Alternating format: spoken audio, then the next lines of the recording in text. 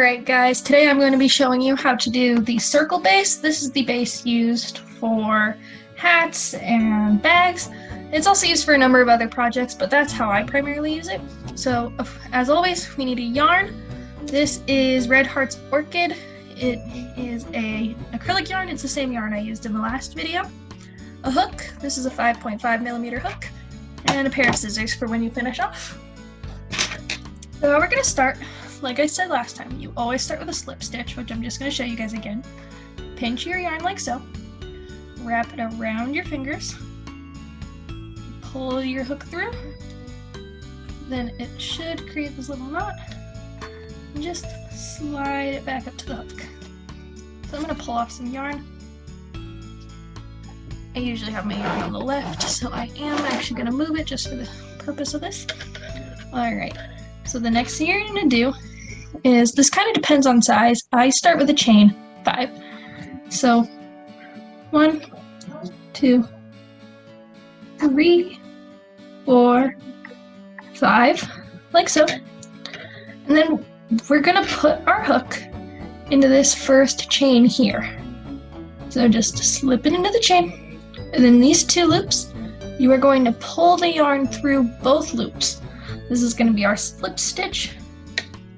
So just, oops, sorry, I dropped my yarn. So grab it, and I'm trying to get it on camera, right there. I pinch mine because it makes it easier. Hook the yarn. Oops. The slip stitch can be kind of difficult, but there it is. Alright, I'm actually going to back my camera up a little bit so I've got a little bit more working room. The next thing you're going to do is you want to make sure this tail is down. So it's under what you're working with. Oops, I didn't show that, sorry. So the tail goes down. From there, you're going to, can you see this little hole in the middle here? That's what we're working into from here. So, into the hole, you're going to grab your yarn. Careful not to pull your tail through too.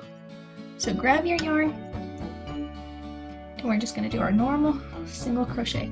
We're going to repeat that 10 times, so I'll show myself doing all 10. 2, 3, 4, 5. So what you're going to find is about 5 fit on the loop normally. What you're going to do is pinch the end of the loop, pinch where you've gone, and just slide it over. And see, it basically doubles your room. So 6, 7, 8. Oops. So I just went under, so I just pulled my hook back out. 9. And 10. So my hook fell. I'm going to pause for just a second here. Alright, sorry about that pause, guys. I was adjusting my camera and I realized there was one small tool I forgot about. You're going to want a bobby pin. This is actually super important for this. You can also get stitch markers, but they're about $3 a pack, and they're about 5 to 10 in a pack. Whereas you can get hundreds of bobby pins for $1. So these are what I use. So we're going to have that right here on standby because we're going to need it in just a moment. Alright, so where we left off was we've got our 10 loop. So what we're going to do is, starting with this last one, just count back 10. So 1, 2, 3, 4, 5, 6, 7, 8, 9. Oops. 1, 2, 3, 4, 5, 6, 7, 8, 9, 10. We just want to make sure that we're not going too far around. So we're going to go into there. We're going to pull our stitch through. And then we're going to put our bobby pin right here. We're just going to slip it through the stitch. And then we are going to make our full circle. So, get that one. Pull some more yarn out. This yarn is kind of crushed, so it's not pulling as easily as it should be. We're just gonna, again, in through the V, pull your yarn through, grab, through. And remember, it is always more than okay to rewind or look at previous videos if you're a little bit lost. These are meant to go in chronological order, so that's why I've been numbering them, and will continue to be numbering them. Sorry about any background noise, my parents are on a call upstairs. So, pull through. Alrighty, now that we've made it to our pin, you see it's on the next hook, we are going to pull that off. We are going to work into that loop, and we're going to put the pin on this loop.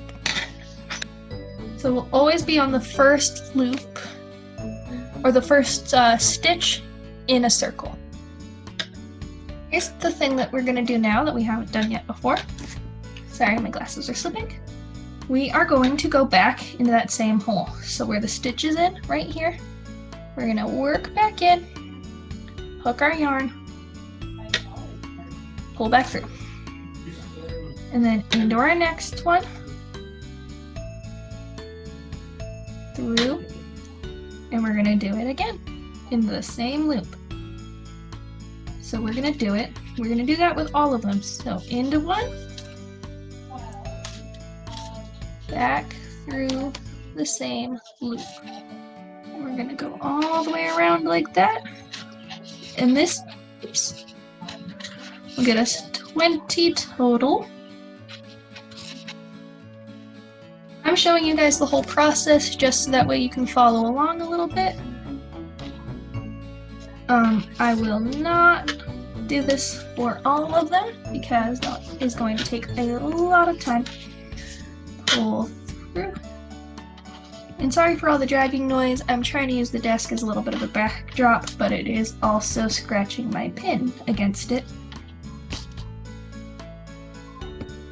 So.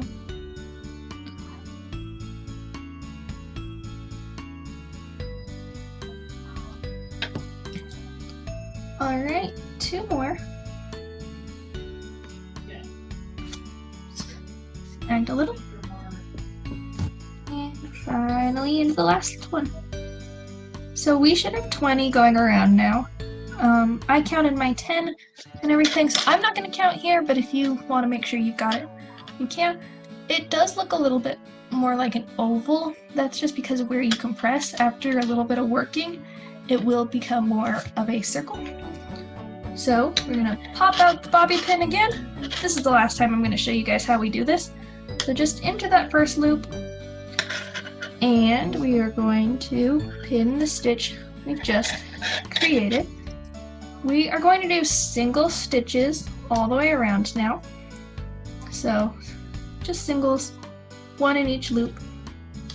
I'm not going to record the whole thing. I'll meet you at this last stitch. Alright guys, so now we've made it all the way around. We're right here at this stitch. So as you can see, it's still mostly flat. It does start to curve a little bit, but don't worry, it's not going to curve too much on you. So we're going to pop the pin out. We're going to go through, put it back in, mark our row, and now we are going to work 2 into this loop.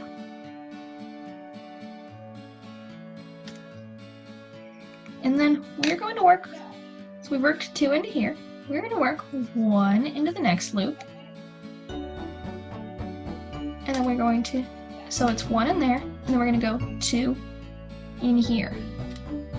So it's going to be a pattern of 1, 2, 1, 2, so it's 2 in there, so 1 in the next one, 2 in this, in the next one, 1,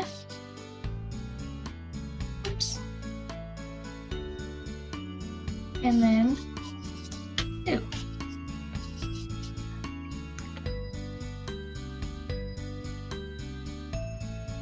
So 1, 2, 1,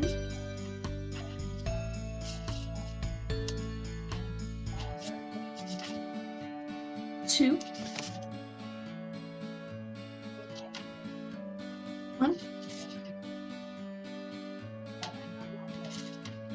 2. So if your little pin is getting annoying, I just tuck mine down and then I can hold it a little bit easier. So back to 1, 2. I'm just going through the whole thing like this because I just want to super reinforce the pattern because it's super important. So 1,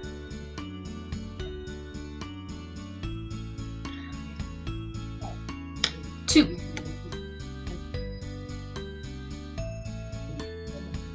1, 2. So if you've done this right, your last loop should be a 1 because your first loop was a 2.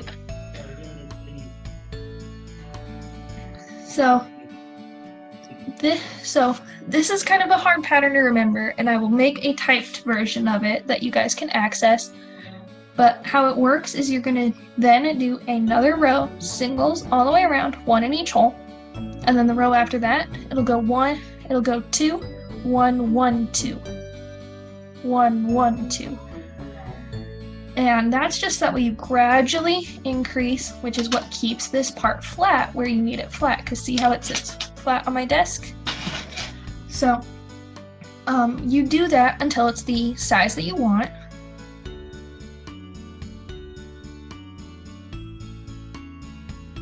If you guys want me to describe it to you, you can always send me a message, comment. I can record a longer video where I show more of the process. But I feel like for right now, this is pretty good. This is the size I use to make my bags. So I'm going to show you what we do after we get to here. So it's the size we want. If you're going to do a hat, you're going to go out until it's the size of the crown of the head. I think you can get up into the 60s, 70s to 100s depending on whose head you're working with. I think I generally get up to the 60s with mine. So this is a 20 right now. And I will explain my number system also in a document that I will attach. But for now, we're just going to show building up the length now. So for building up the length, you're still always going to want to mark it so that way we have a clean finish when we do finish. And we are just going to work singles around until it's as tall as we want. So just 1 in each loop, continuing on.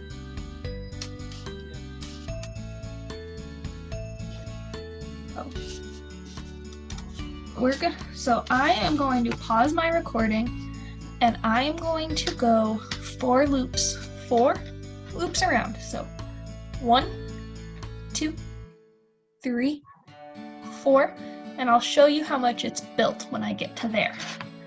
So I'll meet you at the end. I do recommend practicing this because the circles are harder than the squares. Alright guys, so I've gone 4 times around now, so you should be able to see it's curved upward.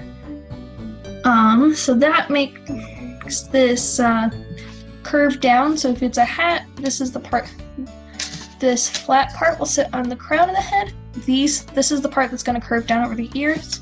If you're making a bag and you keep building it up, I generally make them about yay tall relative to this. And that makes the height and everything. One thing that I would recommend, actually I'm going to just finish this off real quick to show you how I do that. As always, you want to end going through this first stitch again.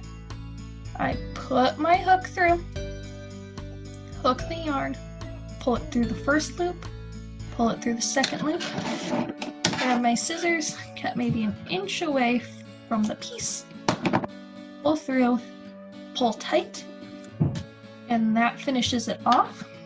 And then we just grab this little tail and we pull it through. We're just going to continue that around to finish it off, pulling the tail.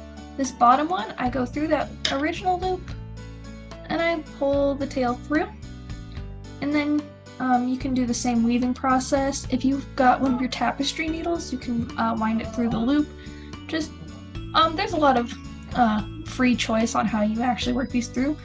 I'm also very prone to just making sure it's pulled extremely tight, so that way the knot doesn't come undone, cutting about like a half a centimeter away, cutting it and just being done. I'm very prone to that because I've never had one unravel, but if you are going to be putting it through the wash and stuff like that, it does risk unraveling, so I don't recommend that very often.